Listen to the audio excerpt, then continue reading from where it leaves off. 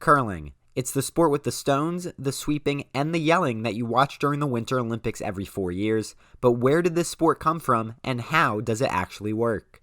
The first written records of curling are from the mid-1500s, when Scottish monks slid stones over a frozen pond. What started as a simple activity to pass the time has developed into a competitive sport found in almost every corner of the globe.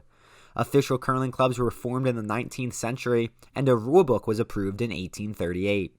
The game continued to be played on frozen ponds using brooms made of horsehair through the end of the century. Curling made its Olympic debut in 1924 when Great Britain defeated Sweden and France for the gold medal.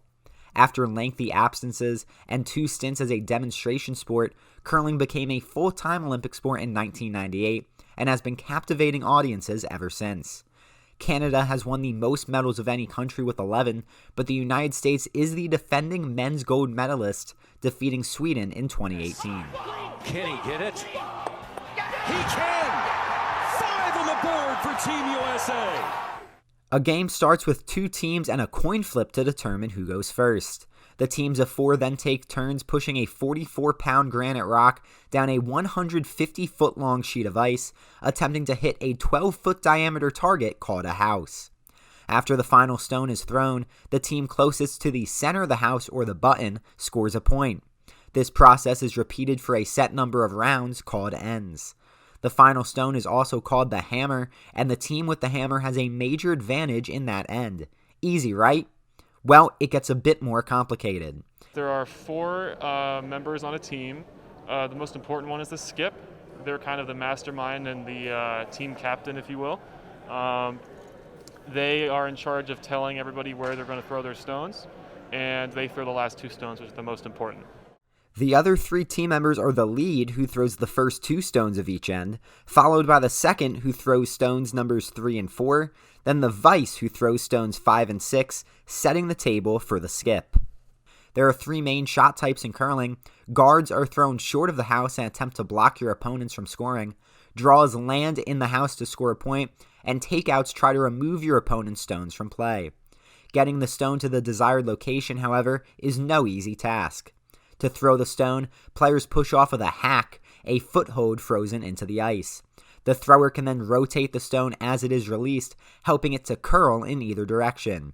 After the release, 2 teammates sweep in front of the stone, helping to guide it to its desired location. When you hear someone yelling loudly during a curling match, that is the skip communicating with the 2 sweepers. The skip is telling them when and how hard they need to sweep. Each skip uses slightly different words, but generally they are screaming variations of yes and no. To understand how sweeping affects the stone, we first need to understand how curling ice is set up.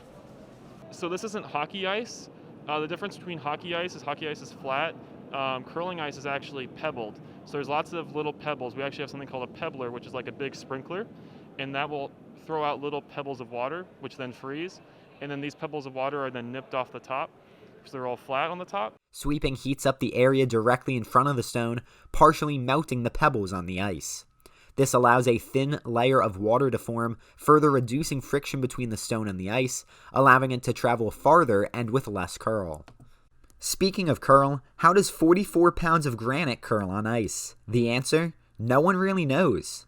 Scientists have debated for years what causes curling stones to curl, but no definitive conclusion has been reached.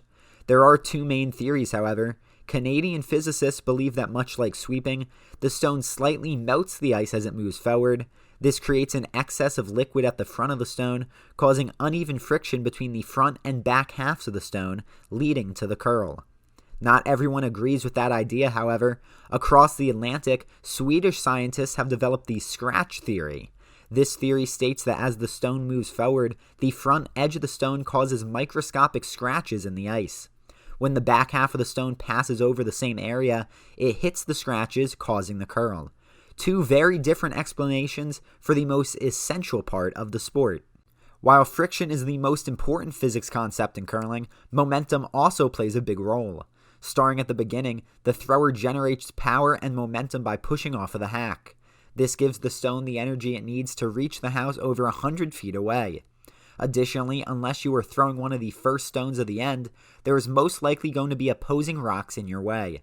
This makes collisions between stones inevitable during a curling match.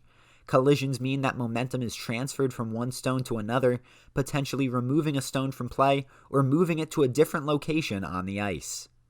Overall, curling is a game that is heavily rooted in physics and has drastically changed over the years.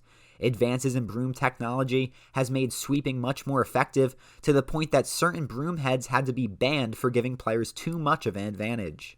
When the sport first began, it was mostly luck, but today's players are more skilled than ever. Understanding the rules and physics of the game, while sometimes complicated, can help make curling even more enjoyable for both players and fans alike. Reporting for Weather World, I'm Jimmy Wendolek.